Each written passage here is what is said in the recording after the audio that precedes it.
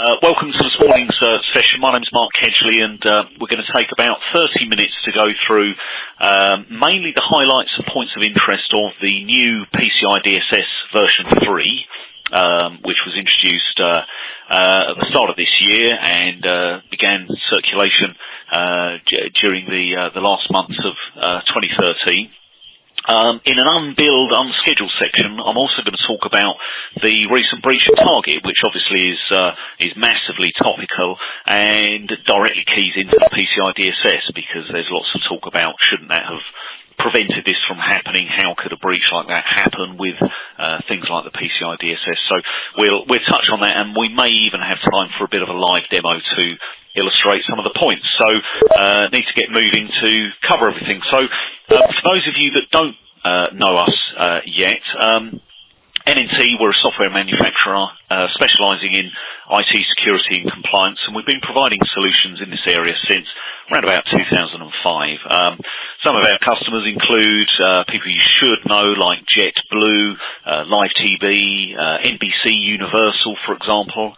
And we've got a very strong affiliation and understanding of the PCI DSS. We work with most of the 300 or so QSA firms around the world, and we've helped customers just like you achieve and maintain PCI compliance during that period. So we feel we're in a good position to comment on the standard and the topical breaches. So bringing us to today's session, why is there a new version of the PCI DSS? Well, simply because card data theft is still happening. This third revision of the PCI Data Security Standard is as much a relaunch of the existing standard as a revamp.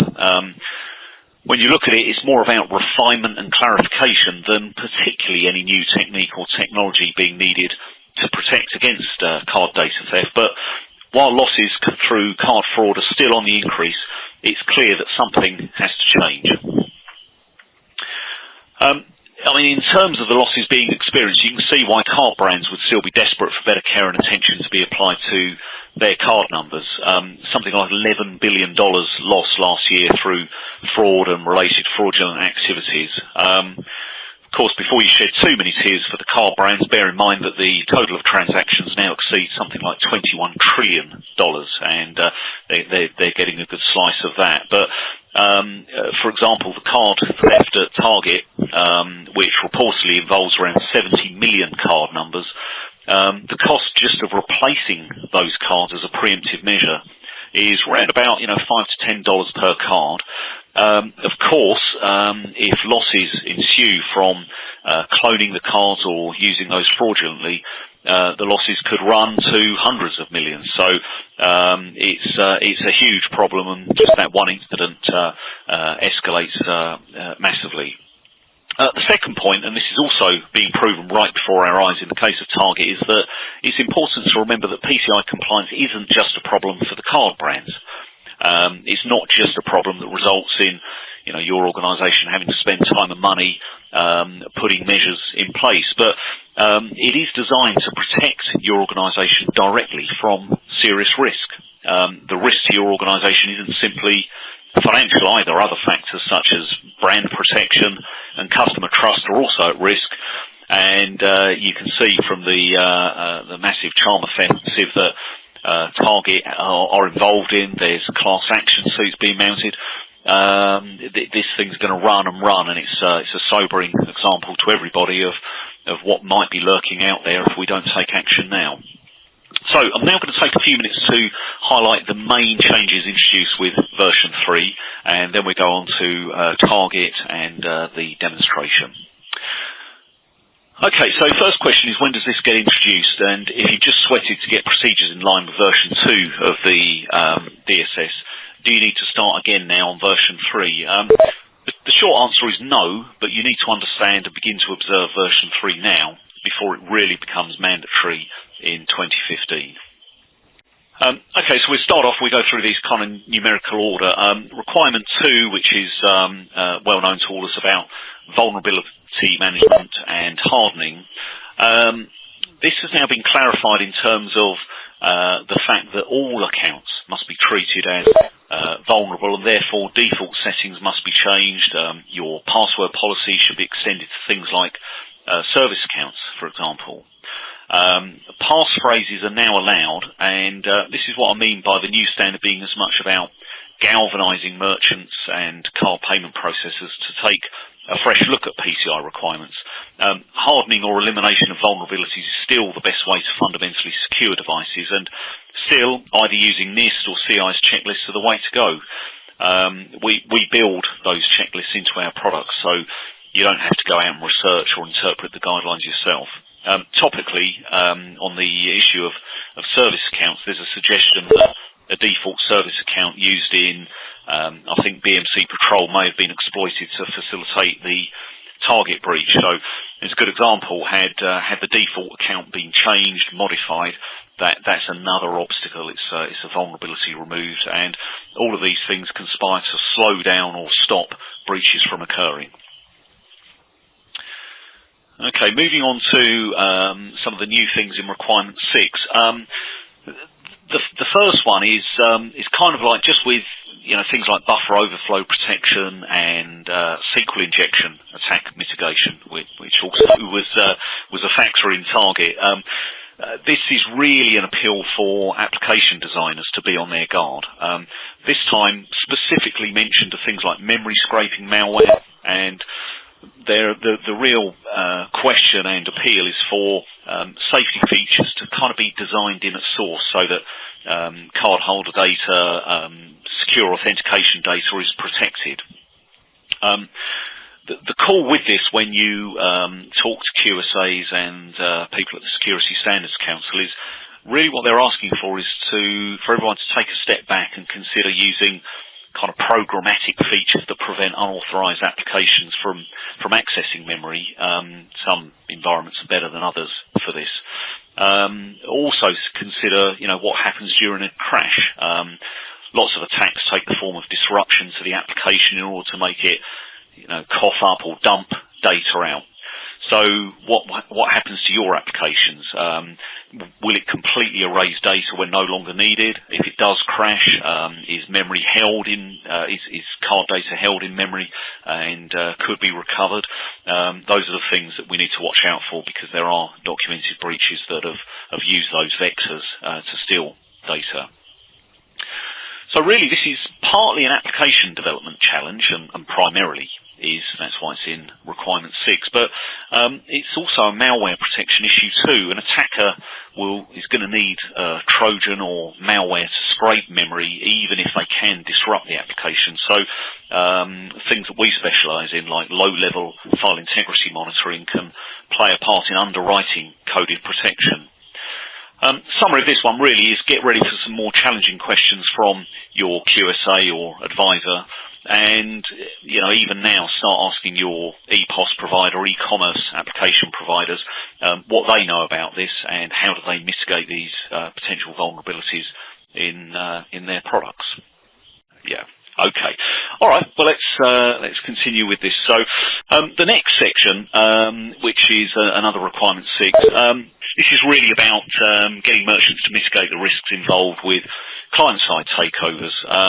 We pretty much assume that trusted clients, they could become an attack vector. Client-side attacks are one of the most common ways that hackers get access to data, and as ever, hackers will go for the weakest link.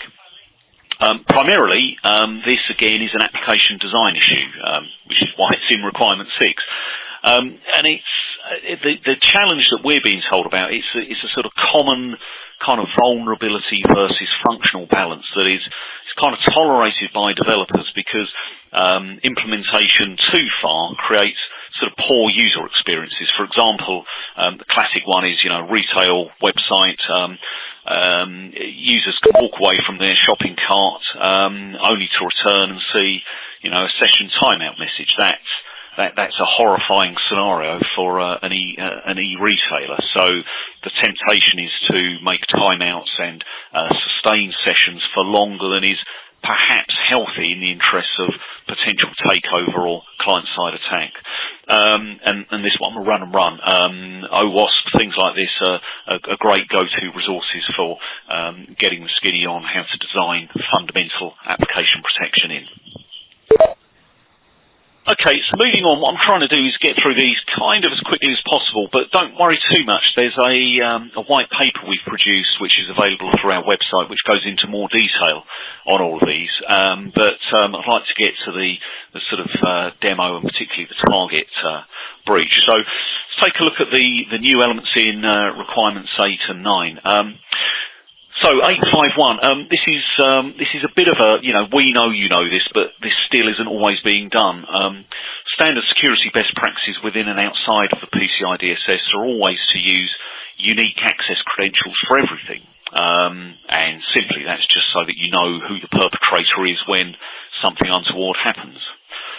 It's just fundamentally standard good practice, whether you're, PCI DSS or any other security standard. However, the reason why this is highlighted, like some of these, it's a clarification. It's to reinforce the fact that this does apply to service providers, and that they need to take charge of genuinely operating unique credentials which are aged, which are regularly refreshed, to prevent dormant accounts or easily guessed accounts by ex-employees or people that come into contact with the service provider.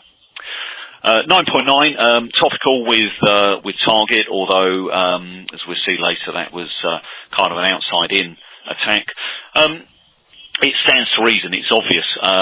Based on breach statistics, however, card skimming and more elaborate variants of the same type of attack, they're targeted on the POS equipment, and they're still really widespread and really effective. It's kind of the yin to the yang of the first two, highly technical, malware scraping memory to get card numbers. This is the age-old con of coming in with a replacement pin entry device or card swipe, and it's got some extra kit in there to record or transmit card numbers. So this again is a call to action to say, don't let anyone touch cardholder data processing equipment, particularly because the feedback in the field is that most organisations will focus on kind of the central devices, the card encryption and decryption, HSD type devices, when actually the endpoints are the more vulnerable element in all of this.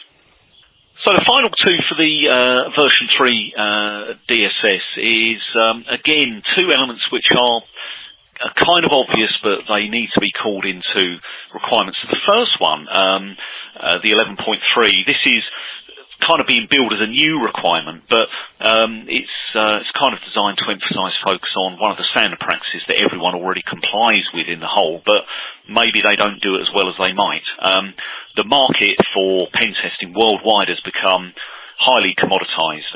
Lots of vendors are offering sort of cost-engineered, very automated services, which means they're very scalable, very cheap to deploy and operate. Automated reports is sort of churned out, and the downside with that is that inevitably it leads to tests becoming more superficial. It's more a sort of checkbox to compliance. So I think this requirement is more a sort of tug on the leash. It's forcing the merchant to avoid bad habits and corner cutting. Something very key to us anyway, that we always advocate that classic security best practices are operated to minimise that sort of boom and bust approach to vulnerability management that many organisations go through. Once a quarter or once every 6 months they run their scans, and then there's a mad panic to drop everything for a week while they patch and reconfigure devices to snuff out the vulnerabilities that have been detected, and then they relax, let them build up again, and tackle them again in 3 or 6 months' time. Our approach, as you know, anyone who's already used our technology, that we adopt this continuous compliance approach. And the idea is it allows you to operate more of a sort of trimming process to vulnerability management. It's more effective, it's better for the network and devices, gentler on resources, and it's more effective at preventing any sort of security breach. the final one I'm going to talk about today, which is quite a simple, 12.9.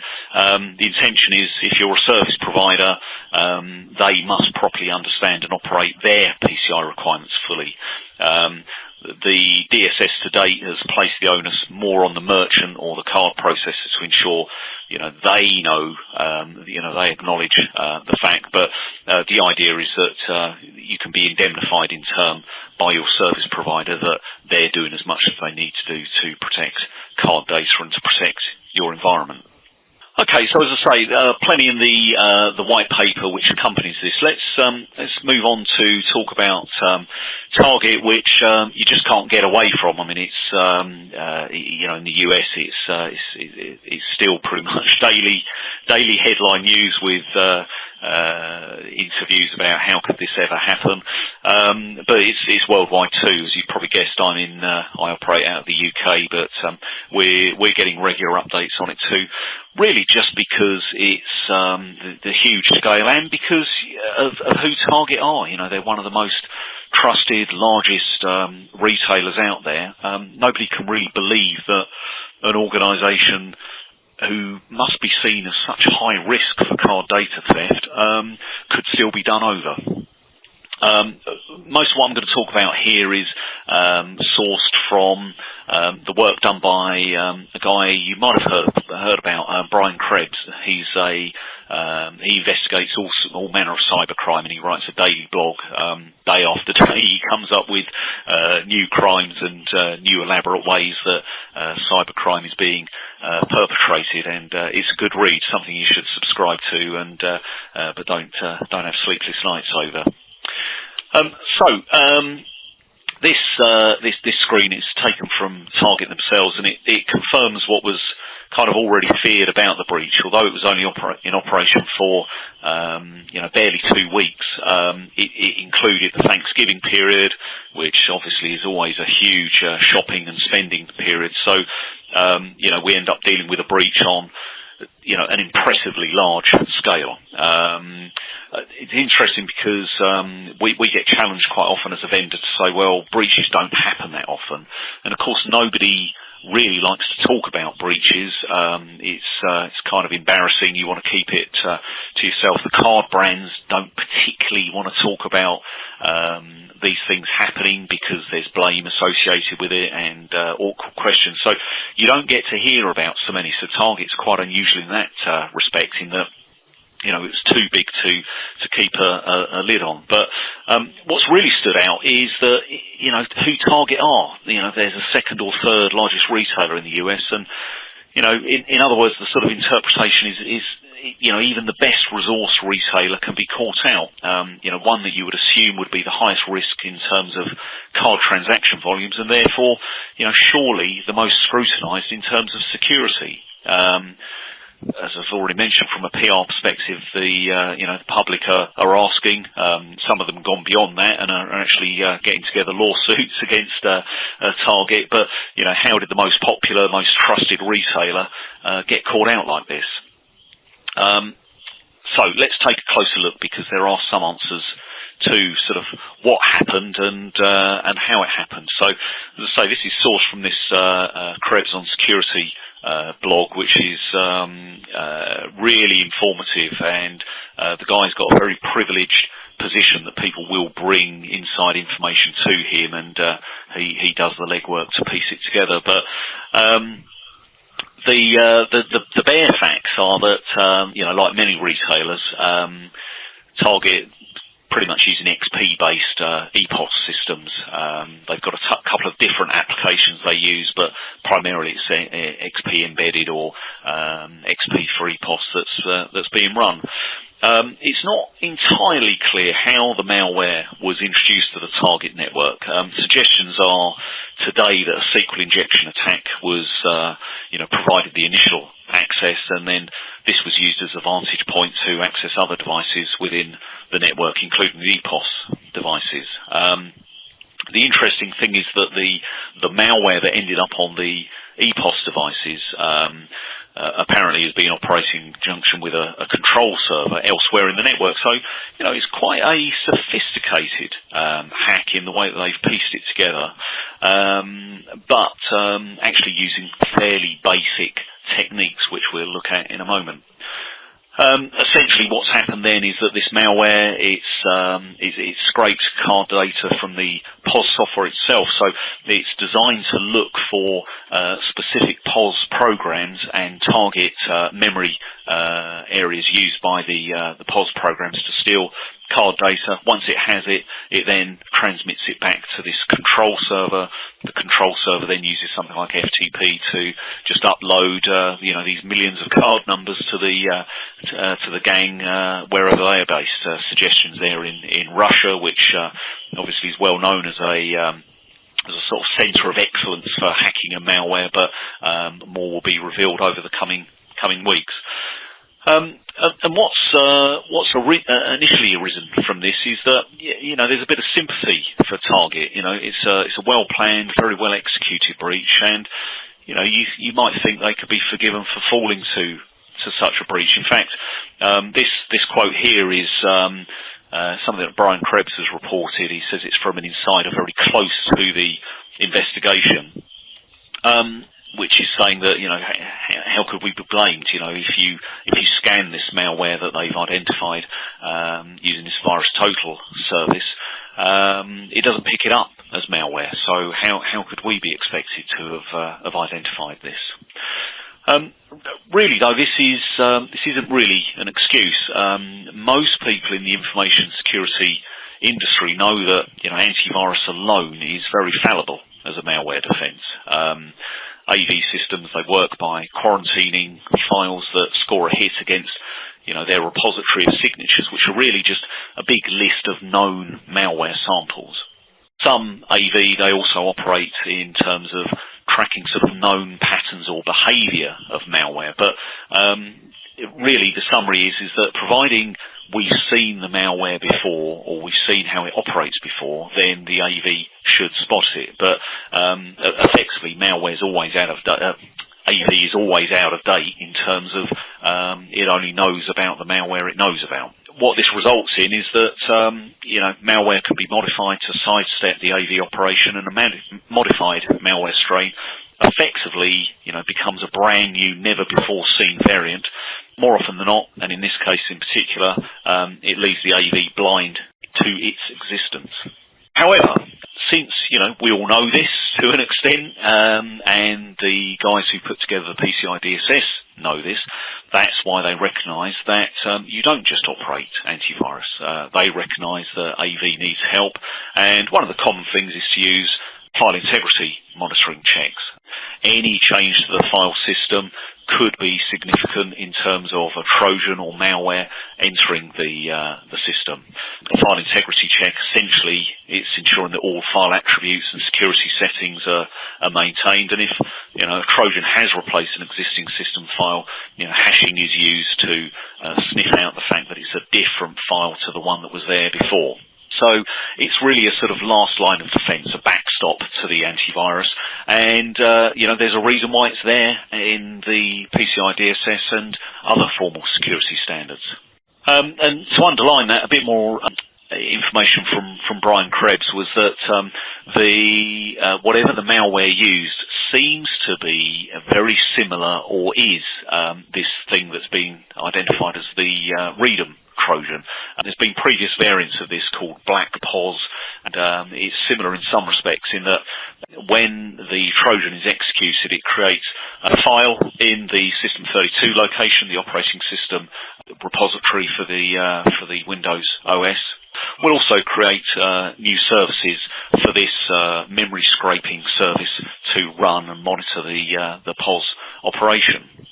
What we would say from this is that if you knew what to look for and knowing what we know now, of course you'd go and check for these things and remove them if you found them. But the point of file integrity monitoring is that it operates on a kind of black and white zero tolerance basis. Any change to system files in those locations, or any sort of deviation from the hardened build, so new services being added, is a key factor that would be picked up by a vulnerability scan or hardening checklist. So we would actually say that sort of case for FIM is proven by what we know about target, in that it's an essential setting to capture these types of breaches. What I'm going to do, because there is the white paper covering this detail, and I don't want to go too much into detail, what I was going to do was probably break out at this point to run a quick demo. I'm conscious that we've used up most of the time, so for those that can't stay beyond the time allowed to this demonstration, if you've got a spare 10 minutes, stick around and I'll talk you through how, from an NNT standpoint, we would have identified and located things like the revamp Trojan. But in summary, really, the thing that I want to close up on is this isn't just NNT saying that PCI DSS is a good and should be operated. Very much the message going forward is that don't treat PCI as a project. Treat it as something you practice every day. And the reason why we sort of quote this phrase about running PCI compliance in 10 minutes a day is because if you can operate the sort of things we do, regular FIM checks, daily hardening reports, daily log analysis, you've got the foundation there for good security practices. Of course, you've still got to run your scans, and you've still got to run your procedural documentation, and you've still got to put your physical measures in place.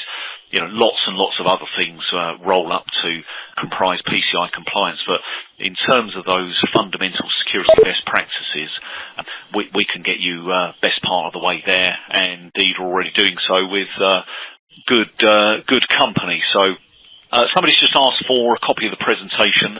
The slides are already available on the website. I think you might need to register, or if you registered for the webinar, I think we'll get those out to you. We'll also put a recording up there if you could bear to hear and talk you through it again. But that's kind of the formal part. As I say, if there is a spare sort of 5 or 10 minutes, what I'll do now is I'll flip over to the demo system, and we'll just run through, what does revamp look like, how does it get picked up, and a bit more about this PCI compliance in 10 minutes a day. So let's get demo up, which is here. What I've got here, I'm just going to run through a couple of things really on the PCI compliance 10 minutes a day, and kind of play into the target breach. This is a live change tracker system. So some of the things we've already talked about, so all the requirement 2 elements about running a vulnerability scan, a hardening checklist, we build that all in for you. So straight out of the box, you can tick off your devices, you can run one of these hardening checklists against them. These things are based on NIST and CIS. So you're covering off that whole requirement 2 to a greater or less extent requirement 1 area as well. And you can run that as a one-off, assess how kind of compliant, how hardened the devices are. We're not doing very well at the moment, but in normal operation, the idea is that you would schedule up these reports to be run daily. You get a simple email like this, so this would either be delivered to your inbox kind of once a day or once a week, whatever suits your environment. And essentially, you're looking for these things to be, 100%. Any drift, anyone who's modified any of the hardening parameters, rendered the device more vulnerable, you'll get a drift to the score, and at that point, we can either review the what those failures are in terms of, tightening up on the password length. We also do it in a spreadsheet format, so it's a lot easier to kind of farm this out to your team. Stick a filter on this and say, look, I'm only interested in these devices, so I'll cut the balance of that out. But it's this idea of regular trimming, keeping the devices in line with requirement 2 to recommendations, and that's a good thing, fundamental security. One of the things that I'll show you is that in that compliance report, in fact what I'll do is I'll show you quickly in terms of the monitoring template. So one of the things that we do with this is we not only track key registry settings, including things like service lists and parts of the registry that the supposedly read-em malware would use. We track service lists directly as well, so if I jump onto this one, it's possible to build up a list of sort of known good services and service states, start-up and running states on the device. Any deviation from this, you'll get an alert, and again, whether you get a sort of real-time email alerts or whether you refer to these types of reports to see whether there's been any violation of what your hardened build looks like, that's where this 10 minutes a day comes in. Check the email. If there's no action, carry on as you were. If there is anything to take action on, this is the place where you jump on it. So in terms of that read-em, I've got a sample here. It's not really a read-em, but it's effectively a Trojan. It's an existing DLL that I've renamed and modified here. And if I take direct access and drop that into my System32, which is where that read-em XML, WinXML DLL likes to reside, that will be picked up again by my system. Now, don't forget the AV is probably going to scan this on access operation, but because it's a new variant of malware, it's effectively in that zero-day threat mode. So the AV hasn't yet seen this particular malware. It looks at it, it thinks it's a legitimate system file, and passes over it. What we'll actually see, because on my change tracker system I'm monitoring file system activity, I'll get an alert back, and that'll either come in the form of an email to my system. It may also come in as or it will also come in as a mark on my dashboard, so I've got this sort of active dashboard to see changes that are being made there. But in fact, it's as I've refreshed that, it's just come in there. So the change that I just made, so you saw me drop that in there. But see, this sort of real-time operation gives you that head start that you need. The bad thing with Target, it wasn't discovered for over 2 weeks, and we don't know whether that's because stolen cards were starting to be used fraudulently and that allowed the forensics team to trace it back to Target, or whether somebody noticed that there was unusual activity. But within that period, obviously, 70 million card numbers have been stolen.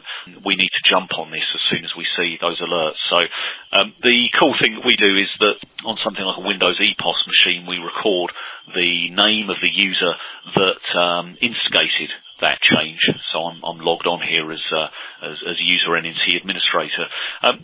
That's really important, because most of the time changes that you see won't be breaches. There'll be people within the admin team who've just taken it upon themselves to instigate an emergency change. They bypass the change management procedure and made that change. That's why we itemised the fact that this was not in a planned change. But that speed of investigation is absolutely key to working out, have we been breached, or is it just a bit of user error? And similarly, that's why we give this sort of user dashboard to cover off the real-time alerts.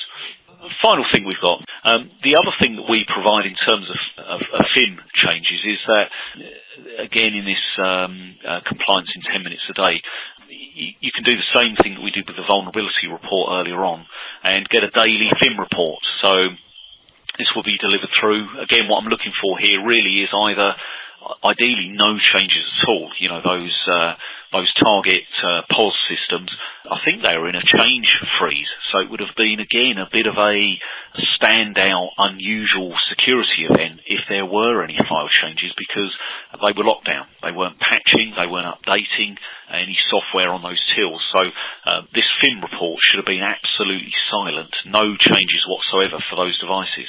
Here I've got a bunch of changes, these ones that I made earlier on, I ran the report earlier on, but you can see here that although there were changes, these have already been reviewed and assigned to an RFC, so we kind of back in this to our incident management system, and retrospectively we've assigned an RFC to this. So there's an audit trail, there's traceability for what these changes meant, why they were there. We were happy with them. If I got any unplanned changes, they would be itemised later on in the report. But again, the PCI compliance in 10 minutes a day, if I don't see anything in that report, I get on with the day job. If I do see changes in there, particularly if they're unplanned changes, that's kind of a red alert situation where I need to go and investigate those immediately.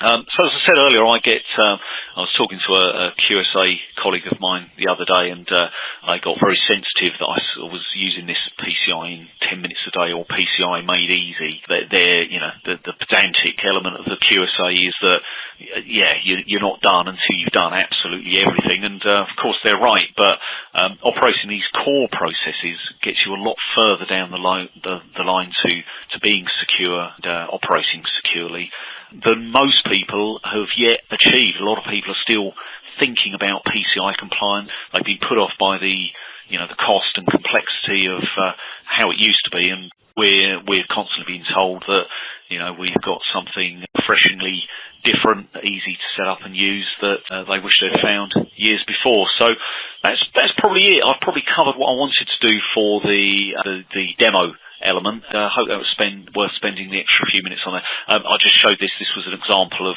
an alert of an illegal service starting up. So again, had we installed something new which instigated new services or changed the state of a previously disabled service, we don't know if that control server used by the target hackers was just turning on, just re-enabling an existing feature on the host to provide a web server capability or FTP, or whether they installed some software to do so. Either way, as you've seen, we would have picked that up if we were using this sort of protection on the system. But well, that's great. Well, thanks for your time. If I could ask anyone who's still on the call to take a couple of minutes to fill out the feedback form. If you want copies of any of the presentation materials or slides, whatever, we can make those available. And we'd be pleased to talk to you further about your PCI experiences or requirements, see if we can help further. But I'll call it a wrap for now. Have a good day, and hope we can help you soon. I'll shut the call down. Thanks for your time.